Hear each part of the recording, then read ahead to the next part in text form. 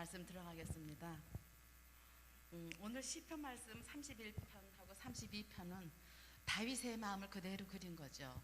다윗이 한참 막 피난하고 다닐 때, 그 환난 중에 빠졌을 때 31편은 다윗이 환난 중에서 어떻게 했는지 그것을 보여주고 있고, 그리고 32편은 그래도 다윗이 죄악 가운데 있을 때 어떻게 해서 결국은 즐거움으로 하나님을 찬양하며 예배하는 자의 자리에 서게 되는지, 그것을 이 31편, 32편 말씀을 통해서 저희들에게 가르쳐 주고 있는 것입니다. 그래서 오늘 이 두 가지 교훈을 잘 받으시고 보겠습니다. 먼저 31편에 보면 19절 한번 보시겠어요? 주를 두려워하는 자를 위하여 쌓아두신 은혜, 곧 주께 피하는 자를 위하여 인생 앞에 베푸신 은혜가 어찌 그리 큰지요. 주를 두려워하는 자, 두려워하는 자는 환난 중에 있기 때문에 그렇죠. 그래서 7절에 보면은 환난 중에 있는 내 영혼을 아셨으며, 하나님께서는 우리의 상황을 다 알고 계신다는 그런 말씀이죠. 7절에 환난 중에 있는 내 영혼을 다 아셨으며 하고 그렇게 고백합니다. 그러면서 다윗은 오직 2절에 여호와 하나님을 의지하여 주께 피하오니, 환난 중에서도 제일 먼저 어디로 갔다고요? 여호와 하나님을 의지하여서 주님께 피하였다고 그렇게 고백을 하고 있어요. 그렇게 하면서 내가 나의 영을 주의 손에 부탁하나이다 하고 하나님을 신뢰하면서 은혜를 베풀어 달라고 호소를 하죠. 간절히 호소하고 있어요. 그래서 거기서 1장에서 31편 1절에서 8절까지 말씀이 그런 내용입니다. 그래서 호소하고 있죠. 근데 여기서 보면은 5절에 보면 5절에 내가 나의 영을 주의 손에 부탁하나이다. 어디서 읽으셨어요? 이 말씀 어디서 나오죠? 내가 나의 영혼을 주께 주의 손에 부탁하나이다. 예수님께서 십자가 상에 7원이죠. 마지막 십자가에 달려서 돌아가시기 전에 고백하신 거죠. 내 영혼을 주께 부탁하나이다. 이 말씀을 주님께서도 인용하셨어요. 그렇죠? 우리도 우리의 상황이 어떤 상황이 있을 때 급하면, 두려움은 내 눈에 앞에 보여지는 것에 두려워하지 말고, 우리의 지금 현재 상황이 조금 두려움이 올 수도 있죠. 그러나 이거 두려워하지 말고 어떻게 해야 돼요? 온전히 하나님을 바라보시면 되겠습니다. 그것을 여기서 말씀해 주시는 거예요. 그래서 내가 나의 영을 주의 손에 부탁하나이다 하고 하나님을 신뢰하면서 아주 그냥 은혜를 베풀어 달라고 간절히 호소를 하는 것이죠. 그래서 그 과거에 받은 은혜를 호소한다는 것은, 은혜 받은 자가 은혜의 맛을 알잖아요. 그죠? 그래서 과거에 받은 그 은혜를 다시 생각하면서 아주 그냥 아주 그것을 회상하고 계속적으로 제안하면서 하나님 앞에 의지하겠다고 확신을 선포하는 거예요. 나는 정말 주님만 바라봅니다. 주님 나를 구하여 주시고 하나님의 은혜 안에 있게 해달라고 그러죠.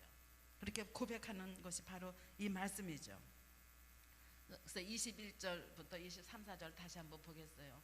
그렇게 하면서 이러한 고난 가운데서도 뭐를 하냐면요, 여호와를 찬송할지어다. 21절에 그렇죠? 여호와를 찬송할지어다. 23절에 보면 여호와를 사랑하라. 아무리 환난 가운데 있을지라도 여호와를 신뢰하면서 영혼을 주께 맡기면서 그러면서 여호와를 찬송하라, 여호와를 사랑하라, 그렇게 고백하고 있어요. 은혜와 사랑을 보여주신다. 그렇게 할 때 하나님의 은혜와 사랑이 우리 앞에서 나에게서 이루어진다는 것이죠. 그래서 다윗은 하나님을 사랑하면서 담대하게 고백하는 것이 뭐죠? 어려운 환난 가운데서도 뭐라고 선포했어요? 여호와 하나님을 찬송하라. 그렇죠? 그러면서 하나님을 사랑하라. 그렇게 말씀하고 있죠. 21절에 그의 놀라운 사랑을 내게 보이셨습니다. 23절에 너 여호와를 사랑하라. 그러면서 여호와를 바라는 너희들아 강하고 담대하라.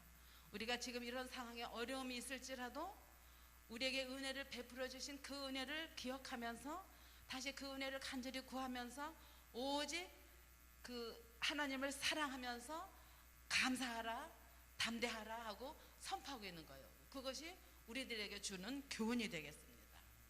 여러분들 보면은 우리가 삶 가운데 보면 여러 가지 상황이 많이 있잖아요. 근데 그렇게 할 때 어려울 때는 어떻게 하겠어요? 낙심하고 실망하고 주저앉아서 어떻게 나한테 이런 일이 하고 있을 게 아니라 그럴 때일수록 가만히 생각하면서 주님을 더욱더 사랑하는 마음, 감사하는 마음, 은혜를 내게 베풀어 주셨던 그 마음을 생각하면서 내 영혼을 주님께 맡길 수 있는 것, 맡기면은 주께서 알아서 당신의 뜻대로 우리를 이끌어 가시기 때문에 내가 주께 완전히 맡기는 그 삶을 살도록 하라고 31편에서 다윗의 성품을 보여주고 있습니다. 32편에 보면은 32편에서 보면 어떤 말씀이 있어요?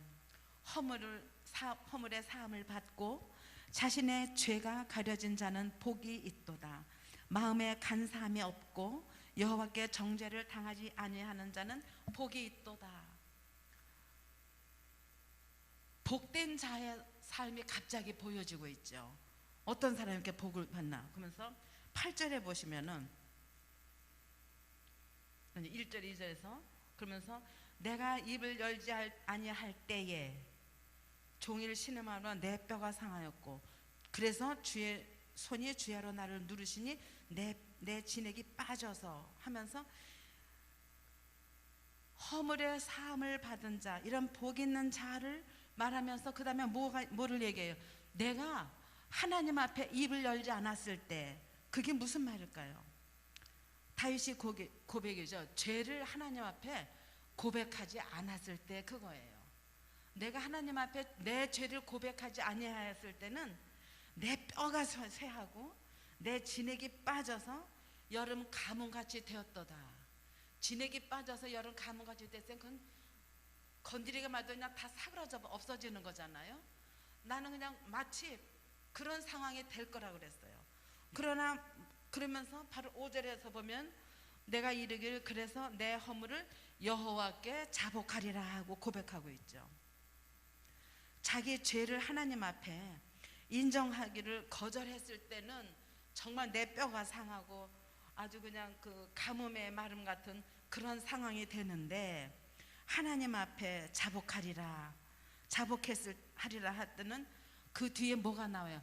자복을 하면 하나님의 용서를 획득할 수 있다는 그런 자신감이 있는 거죠.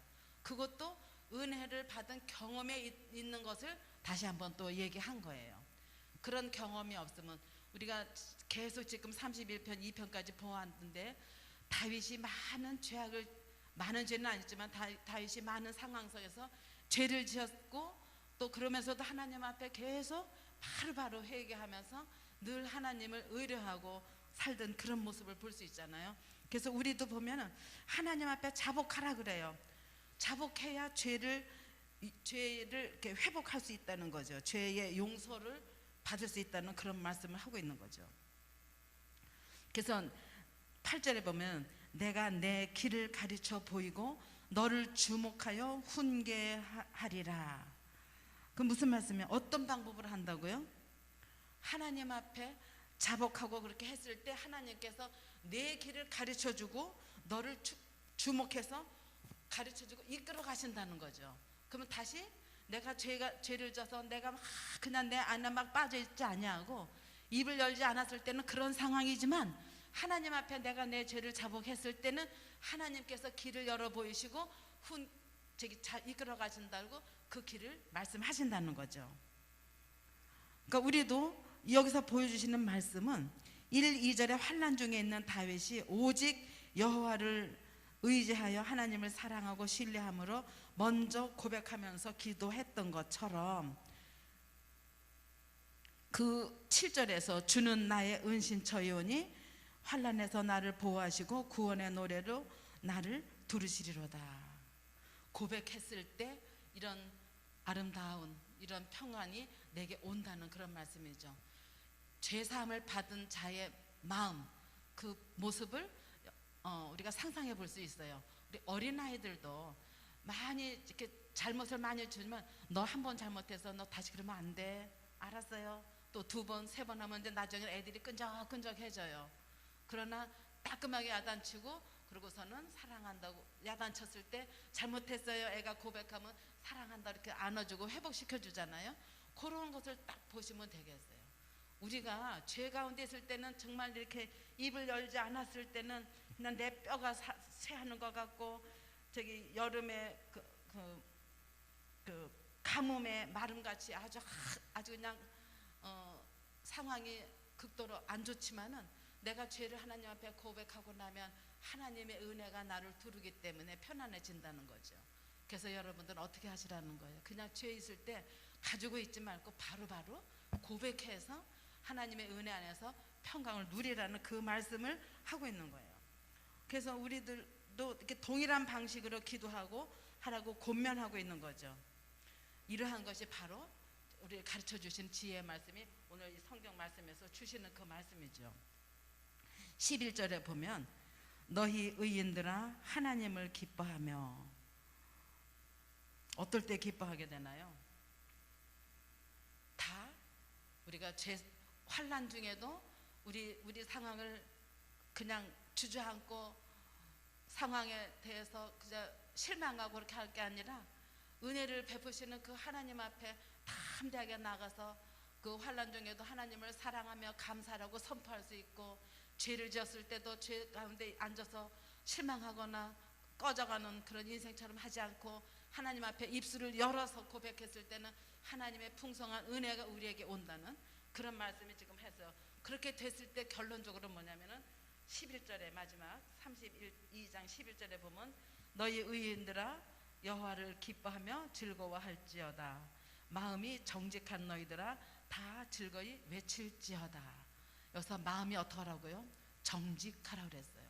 내 마음이 환난 가운데 있을 때 그때도 하나님을 바라보고 은혜를 구하고 더욱더 하나님을 사랑한다고 하나님을 감사한다고 선포할 수 있어야 되고, 또 뭐 환난 중에 있고 또 죄 가운데 있을 때도 내 모든 것을 정직하게 하나님 앞에 나의 잘못된 것을 다 토설해서 내놨을 때 하나님의 은혜가 나한테 충만해져서 우리가 죄사함을 받을 때 이렇게 하나님을 기뻐하는 마음으로 살 수 있는 복 있는 자가 된다는 그 말씀이에요. 그래서 결론으로 죄사함을 받은 자는 자신의 죄가 가려진 자, 이미 다 이제 다 해결된 자는 복이 있고 마음에 간사함도 없고 여호와께 정죄를 당하지 아니하는 자, 그런 복된 자로 살아갈 수 있다고 했습니다. 여러분들도 오늘 31편 32편에서 주신 하나님의 그 다윗의 경험을 통해서, 다윗의 믿음의 선포를 통해서 하나님께서 우리에게 교훈 주시는 이 말씀을 오늘도 마음에 품으시고 하루하루를 이 말씀과 동행하는 삶으로 승리하는 삶이 되기를 예수 그리스도 이름으로 축원드립니다.